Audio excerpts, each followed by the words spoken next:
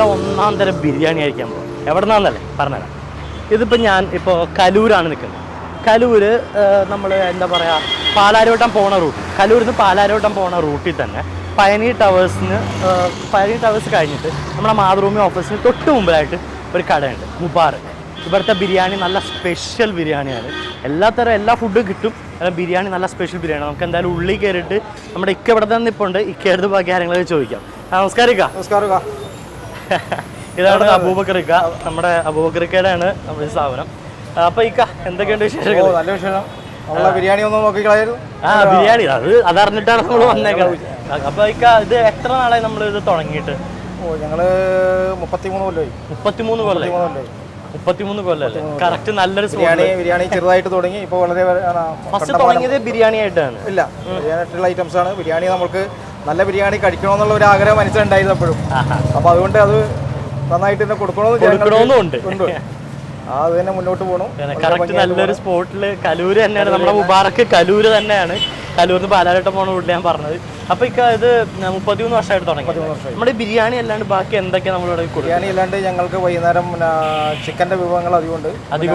Chicken pepper chicken, Chettinad chicken. അപ്പോൾ കണ്ടമാനം customer ഇഷ്ടപ്പെടുന്ന വിഭവങ്ങളാണ് എല്ലാം. ശരി, നമ്മുടെ നാടൻ വിഭവങ്ങളുണ്ട്. ചെട്ടിനാട് ചിക്കൻ, കേരള ചിക്കൻ, അതൊക്കെ നാടനും കൂടിയാണ്. പിന്നെ അതിന്റെ കൂടെ ചില്ലി ചിക്കനും ഉണ്ട്. എല്ലാം ഉണ്ട്. നമ്മുടെ നാടൻ മാത്രമല്ല, ബാക്കി എല്ലാം നമുക്ക് ഇവിടെ കിട്ടും. പിന്നെ ഇക്ക മാത്രമാണോ ഇത്? നമ്മുടെ ഞങ്ങൾ ബ്രദേഴ്സാണ്. സഹോദരങ്ങൾ 3 പേരുണ്ട്. 3 പേരും കൂടി ആണ് ഇത് നടത്തിക്കൊണ്ടുപോകുന്നത്. ഇക്ക, അബൂബക്കർ ഇക്ക, പിന്നെ ഷംസു, ജമാൽ. അപ്പോൾ ഇവർ 3 പേരും കൂടെയാണ് നമ്മുടെ മുബാറക്ക് നടത്തിക്കൊണ്ട് പോകുന്നത്. കാരണം ഇത് 33 വർഷമായിട്ട് നല്ല രീതിയിൽ തന്നെ പോകുന്ന നല്ലൊരു ഹോട്ടലാണ്. രുചികരമായ ഭക്ഷണം എല്ലാം കിട്ടുന്നത്. അപ്പോൾ ഇക്ക നമുക്കിന്ന് ഉണ്ടാക്കി തരാനുള്ള എല്ലാം സെറ്റല്ലേ? എല്ലാം റെഡിയാണ്. ബീഫ് ബിരിയാണി, ചിക്കൻ ബിരിയാണി എല്ലാം സെറ്റ് ചെയ്യാൻ പോവാണ്. അപ്പോൾ നമ്മളെല്ലാം ഒന്ന് ഉണ്ടാക്കാൻ പോവാണ്. അപ്പോൾ ആരാ നമുക്കിന്ന് ഉണ്ടാക്കി തരാൻ പോകുന്നത്? ഇന്ന് ഉണ്ടാക്കുന്നത് നമ്മളുടെ മെയിൻ കുക്ക് ഉണ്ണിയാണ്. ഉണ്ണി. അപ്പോൾ ഉണ്ണിച്ചേരനാണ് നമ്മുടെ എല്ലാം ഉണ്ടാക്കി തരാം. അപ്പോൾ ഞാൻ നേരെ പോയി കണ്ടാൽ പോരെ? അപ്പോൾ ഞാൻ എന്തായാലും പുള്ളി പോയി ഉണ്ണിച്ചേരനെ അങ്ങ് കണ്ടിട്ട് ബാക്കി പരിപാടി അങ്ങ് തുടങ്ങാം. പോവല്ലേ? ഭയം.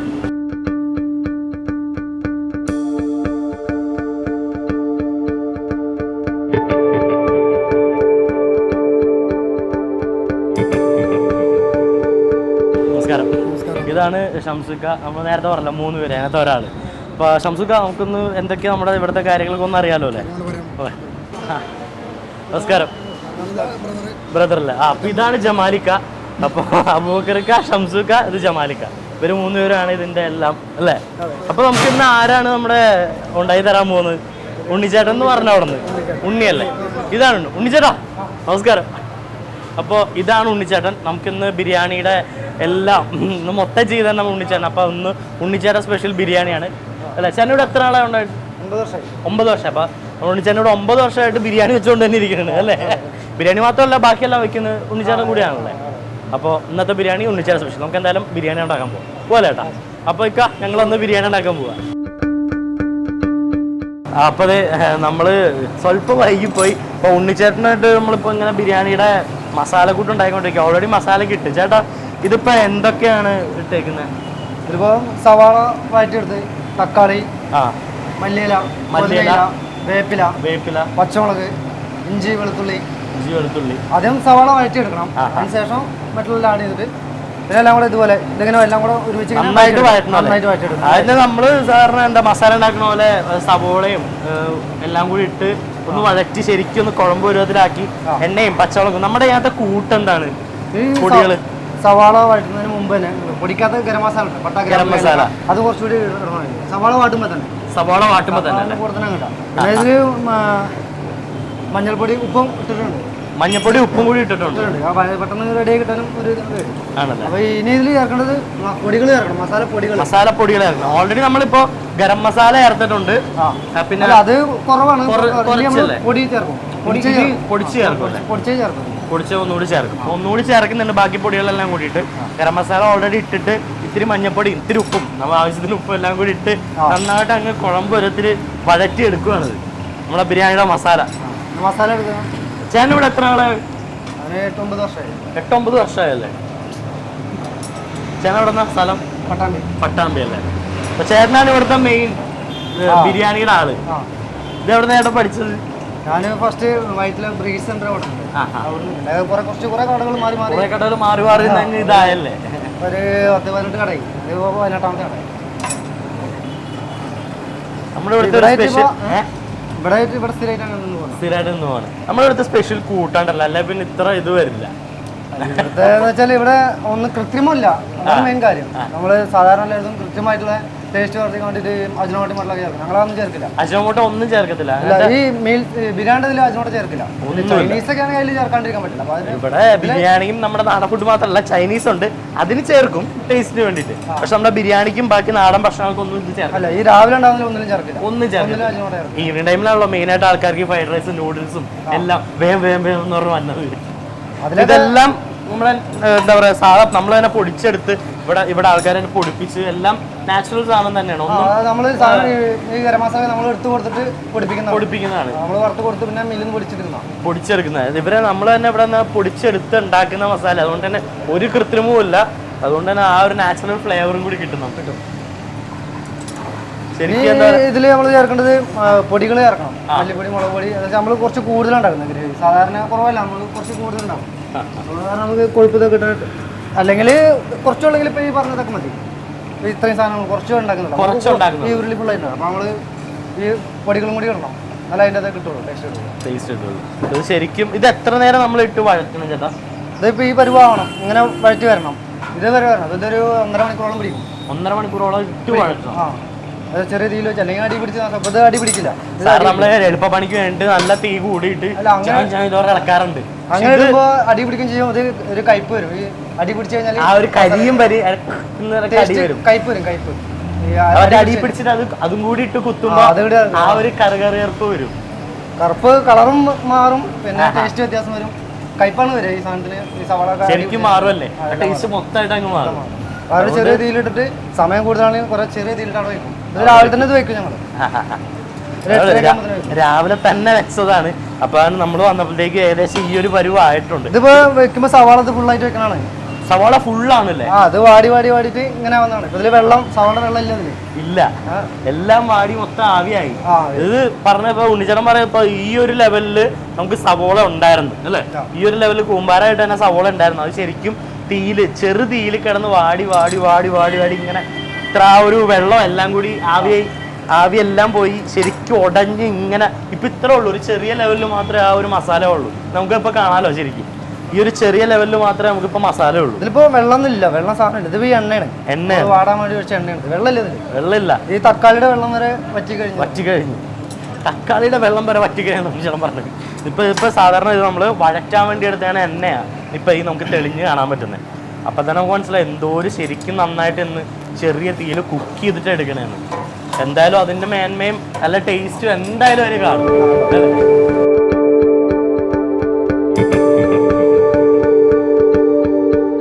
നമ്മൾ ഉണ്ണിച്ചാൻ അവിടെ പൊടിയെടുക്കാൻ പോയേക്കാണ്. ആ സമയത്ത് ഞാൻ ഇളക്കാൻ പറഞ്ഞുകൊണ്ടാണ്, അല്ലാണ്ട് വെറുതെ കയറി അങ്ങ് ചെയ്യുമല്ല. അപ്പൊ ചേട്ടൻ വന്ന് ഇപ്പൊ ഞാൻ ഒരു തമാശക്ക് വെറുതെ ഒരു ആവേശത്തിന് പറഞ്ഞാണ്. പക്ഷെ എന്റെ കയ്യിലോട്ട് എടുത്ത് തന്നു മൊത്തം മസാല. ചേർക്കുന്ന മസാലകൾ നമുക്ക് നോക്കാം. മല്ലിപ്പൊടി, നമ്മുടെ സാധാ മല്ലിപ്പൊടി അല്ലേ, എല്ലാ കറിക്കും അത് വേണം. മല്ലിപ്പൊടി ഇത്ര ഇത് കണക്ക്, പ്ലേറ്റ് കണക്കല്ലേ, സ്പൂണ്. ഓ ഇതിനകത്തിട്ട് ചെയ്യാണ്. മുളക് പൊടി, പിന്നെ ഇത് ഗരം മസാല എല്ലാം ഇവിടെ എല്ലാം നമ്മൾ പൊടിച്ചെടുക്കുന്ന മൊത്തം. കാരണം അല്ലേ തന്നെ അറിയാം ഒരു പാക്കറ്റിലായിരിക്കും. കുരുമുളക് പൊടി പൊളിക്കും. ഇത്ര മസാല ഇത് ചേർക്കും അല്ലേ? അപ്പൊ നമ്മൾ എന്തായാലും മസാല ഇടാൻ പോവാണ്. അപ്പൊ ചേട്ടാ ഇടാല്ലേ, മൊത്തം മസാല ഇട്ട് എന്താ പറയാ ഇളക്കണമല്ല ശരിക്കും. ഇനി ശരിക്കും ഇളക്കണം. ഇനിയും ഈ മസാലക്ക് ഇത് പറഞ്ഞ പോലെ തന്നെ ചെറിയ ഇതുണ്ടാവും. പച്ച മസാല ഗരം മസാല മാത്രമേ നമ്മൾ വറുത്തുള്ളൂ, ബാക്കിയെല്ലാം പച്ചയാണ്. അപ്പൊ അതും കൂടി ഒരു മൂപ്പ് ചെയ്ത് തന്നാലേ അതിന്റെ ബാക്കിയെല്ലാം പച്ചയാണ്. ഗരം മസാല ശരിക്കും വറുത്തെടുത്താണ്, വറുത്ത് പൊടിക്കണാണല്ലോ അല്ലേ? ബാക്കിയെല്ലാം ഒരു പച്ചപ്പോടെ നിൽക്കാണ്. ഇവിടുത്തെ എല്ലാ ഹോട്ടലിൽ നിന്ന് ഒരു വ്യത്യാസം എന്താണെന്ന് വെച്ചാല്, സാധാരണ ഹോട്ടലിൽ ഞാൻ ഒരുപാട് കടകളിൽ നിന്നിട്ടുണ്ടല്ലോ. അപ്പൊ അവിടെയൊക്കെ ചെയ്യുന്നത് സവാള ഇങ്ങനെ വഴറ്റില്ല. വഴറ്റി കഴിഞ്ഞാൽ നമുക്ക് ക്വാണ്ടിറ്റി പറയും. അപ്പൊ നമുക്ക് ചിലവ് കൂടുതൽ വരും. സവാള വഴറ്റില്ല, ഇതുപോലെ ചെയ്യില്ല. അപ്പൊ ചില കടയിൽ കുക്കറിൽ വെച്ചടിക്കും. കുക്കറിൽ വെച്ച് എളുപ്പപ്പണി. എന്നിട്ട് അങ്ങ് ഉണ്ടാക്കി മസാല ഉണ്ടാക്കി. പക്ഷെ ഞങ്ങൾ ഇങ്ങനെ ഉണ്ടാക്കുക കാരണം ഞങ്ങൾക്ക് ഒരുപാട് കസ്റ്റമറും ഉണ്ട്. ഇപ്പൊ ഞങ്ങളെ നെറ്റിലുണ്ട്, ഞങ്ങൾ ഹോട്ടൽ മുബാർക്ക് എന്ന് പറഞ്ഞിട്ട്. അപ്പോൾ ഞങ്ങൾ വിളിക്കാറുണ്ട്. ഇപ്പൊ നാളെ ഈ നോമ്പ് സമയത്തൊക്കെ വിളിച്ചിട്ടുണ്ടായിരുന്നു. അപ്പോൾ ആൾക്കാർ ഇത് കണ്ടുകൊണ്ട് വിളിക്കും അല്ലേ? അതാണ് നമ്മൾ നന്നായിട്ട് ഒരു എന്താ പറയാ, നമ്മളൊരു കളങ്കോ അങ്ങനെ ഒന്നും ഇല്ലാണ്ട് ചെയ്ത് കഴിഞ്ഞാൽ ആൾക്കാർ ഇവിടെ വന്നു കഴിഞ്ഞാൽ തന്നെ അറിയാം നമ്മൾ ആര് കാണാൻ പറഞ്ഞാലും അപ്പൊ കാണിച്ചുണ്ടാക്കുന്നത്.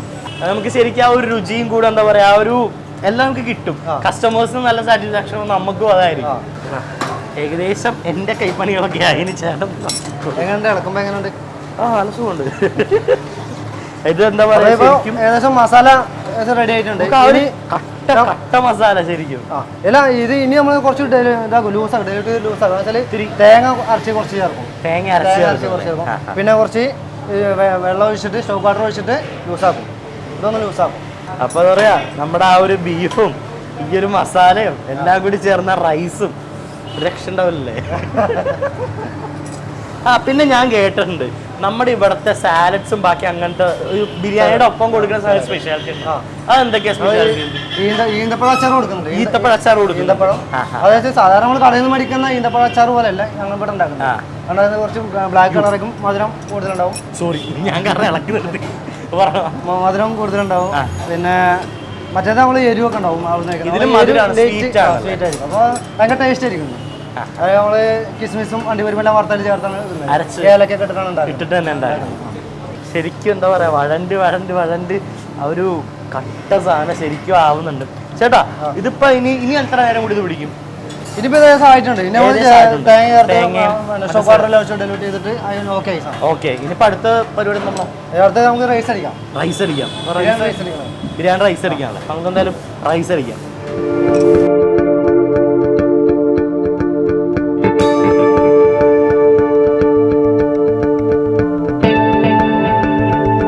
നമ്മള് ബിരിയാണിയുടെ റൈസ് ഇടാന്നുള്ള ആ ഒരു ഇത് ഘട്ടത്തിലേക്ക് വന്നേക്കാണ്.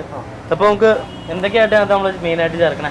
ഇതില് വനസ്പതി, നമ്മള് വനസ്പതി ചേർത്താണ് ഉണ്ടാക്കുന്നത്. വനസ്പതി അല്ലേ? വനസ്പതി അത് കുറച്ച് ബൾക്കായിട്ട് കുറച്ച് കൂടുതൽ അടിക്കുന്നത്. ഒരു 5 packet vanaspati, 1/2 kilo RKG. 6 kg നെയ്യല്ലേ? 6 kg നെയ്യ്. നമ്മൾ ആ പൊടി എന്തൊക്കെ ഇട്ടേക്കണേ? അതില് പട്ട, ഗ്രാമ്പു, ഏലക്ക, കച്ചോലം, ഏലക്ക, പിന്നെ ഉപ്പല്ലേ? അപ്പൊ കറാമ്പു, ഏലക്ക, പിന്നെ എന്താണ് നമ്മളെ കറുവപ്പട്ട, ജാതിയുടെ തൊണ്ട് എല്ലാം കൂടി ഇട്ടിട്ട് ഉപ്പും കൂടി ഇട്ട് ആ ഒരു പൊടിയല്ല അത് അങ്ങനെ തന്നെ ഇട്ടേക്കുവാണ്. പിന്നെ വനസ്പതി എല്ലാം കൂടി ശരിക്കും ഇട്ടൊന്ന് അലിയിക്കുകയാണ്.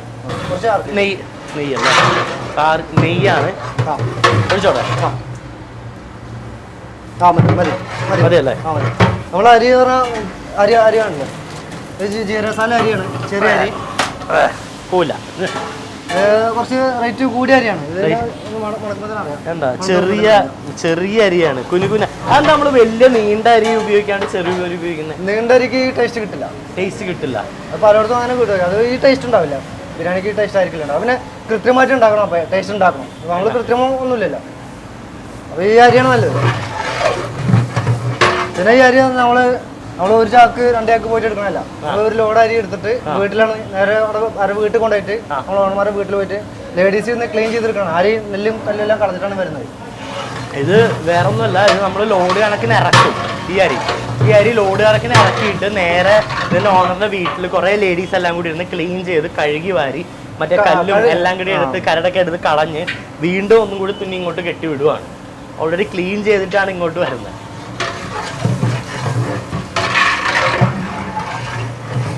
വെള്ളം ഒഴിക്കാറായിട്ടുണ്ട്. ഇത് ശരിക്കും ഇങ്ങനെ അലുത്ത് വെള്ളം ഒരുവിധമായിട്ട് ആവുന്നു.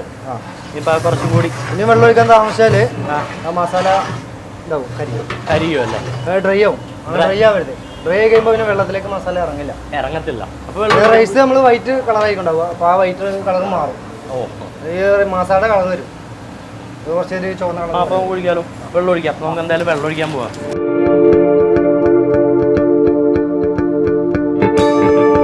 അപ്പൊ ഇത് എന്തോരം വെള്ളം ഒഴിക്കുന്ന നമ്മൾ 1 കിലോക്ക് 1.5 വെച്ചാണ് വെള്ളം ഒഴിക്കുന്നത്.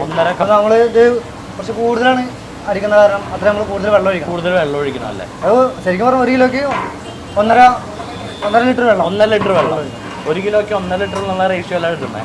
ഇതിപ്പോ കുറെ ഉണ്ടാക്കുന്നുണ്ട്. കാരണം ഇത് നമ്മുടെ ഇവിടെ ബീഫ് മാത്രമല്ല, ചിക്കൻ ബിരിയാണി ഉണ്ട്, മുട്ട ബിരിയാണി ഉണ്ട്, വെജിറ്റബിൾ ബിരിയാണി ഉണ്ട്, എല്ലാ ബിരിയാണിയും ഉണ്ട്. ഫിഷ് ഫിഷ് ഇല്ല, മട്ടൺ ഇല്ല, ഫിഷ് ഇല്ല, mutton, beef, chicken, egg, veg കുടിച്ചു. നമുക്ക് എന്തായാലും ഇത് ഒന്ന് തിളക്കണവരെ നമുക്ക് ചിക്കൻ വറുക്കാം.